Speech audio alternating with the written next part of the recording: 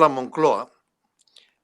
son el producto de una circunstancia excepcional y extraordinaria en la historia de España.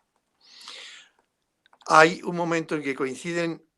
tres circunstancias. Primero, una gran crisis económica producida por el primer gran shock petrolífero en el año 1975, en una economía como la española que dependía al 90% del petróleo. En segundo lugar, se produce la muerte del general Franco, año 1975, y en tercer lugar accede a la jefatura del Estado el entonces príncipe de España, don Juan Carlos de Borbón. El proceso sucesorio era complicado y difícil, y mucho más complejo en el marco de una crisis económica enormemente grave para una economía que dependía más del 90% del petróleo. Esto es lo que determinó que, celebradas las elecciones del 15 de junio de 1977,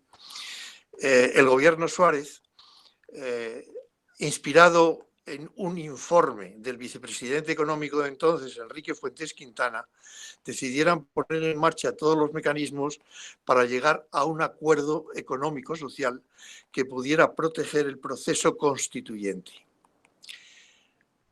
De esta forma, y mediante largas conversaciones, llevadas fundamentalmente de la mano de Fernando Abril y de José Luis Leal, que hicieron los primeros documentos que sirvieron de base a los pactos de la Moncloa, se iniciaron unas conversaciones socioeconómicas para elaborar un plan de ajuste. Al mismo tiempo, se constituyó la ponencia para elaborar la Constitución y se tomaron entonces dos decisiones. La primera, la ponencia celebraría todas sus sesiones a puerta cerrada para evitar que el conocimiento de la opinión pública pudiera desarticular el debate ineludible en el momento de elaborar un texto constitucional. Y, en segundo lugar, después de largas conversaciones, se decidió intentar la negociación de unos acuerdos socioeconómicos que pudieran, de alguna manera, embridar el programa de ajuste que era imprescindible ante la subida de los precios del petróleo. Por dar un dato, en junio de 1977, cuando se celebran las elecciones constituyentes, la inflación alcanzó el 30%, cifra que podría calificarse de propia de un país latinoamericano. Por tanto, eran necesarias dar respuesta a dos exigencias. De una parte, acordar un programa socioeconómico de ajuste y de ajuste duro, y de otro lado, salvaguardar el debate en el seno de la ponencia constitucional. Y esto es el gran logro de los pactos de la Moncloa, que ambos procesos, el plan de ajuste de una parte y la elaboración del primer borrador de la Constitución, se pudiera hacer en un marco de tranquilidad política y sin grandes pugnas entre los partidos en las Cortes. El nivel de acuerdo de los pactos de la Moncloa, que, como quiero insistir, fueron un plan de ajuste y de ajuste muy duro, hizo necesario larguísimas conversaciones en las que yo quiero destacar la personalidad de Fernando Abril y la de José Luis Leal, porque no solamente lograron convencer a los partidos políticos, algunos como el PSOE renuentes en principio, sino que lograron convencer, y este es el gran mérito, a los sindicatos, tanto a comisiones obreras como a la Unión General de Trabajadores. Yo recuerdo, yo trabajaba entonces en Castellana 3, donde tenía el despacho Fernando Abril, y mi despacho estaba justamente vecino del suyo, las larguísimas conversaciones que Fernando Abril tenía con los dirigentes sindicales. Horas y horas de conversación, hasta altas horas de la madrugada. Y por dar un detalle singular también, y que interesa mucho a Cataluña,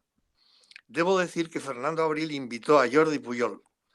a cenar en el Palacio de Castellana 3. Lo tuvo hasta las 6 de la mañana, en que, agotado, naturalmente, dio también su visto bueno a sumarse a la negociación de los pactos de la Moncloa. De esta forma, el nacionalismo catalán que él representaba entonces, y con carácter fundamental en la Cataluña de aquel momento, pues quedó también coordinado en el proceso de negociación de los pactos de la Moncloa. Pero lo que sí querría añadir es que las conversaciones fundamentales fueron, de una parte, entre Adolfo Suárez y Santiago Carrillo, porque era un puente que presionaba a Felipe González, más renuente a asumir los pactos de la Moncloa. Y de otro lado, las grandes conversaciones a las que ya me he referido entre Fernando Abril, José Luis Leal, Comisiones Obreras y la Unión General de Trabajadores. Eso abrió también las puertas al acuerdo entre Unión de Centro Democrático y el Partido Socialista para elaborar, perfilar y concretar el texto elaborado por la ponencia constitucional. Y por tanto, en el marco de los pactos de la Moncloa, se inició también el acuerdo fructífero para hacer la Constitución, que partía siempre de un acuerdo inicial entre Unión de Centro Democrático y el Partido Socialista Obrero Español, y que después ese acuerdo se negociaba con el Partido Comunista y con los dos partidos nacionalistas significativos, que eran Convergencia Democrática de Cataluña y el Partido Nacionalista Vasco. Y esta es la esencia de los pactos de la Moncloa, un acuerdo excepcional para una situación excepcional que permitió institucionalizar en España un régimen plenamente democrático que ha sido enormemente eficaz, que ha cambiado la faz de España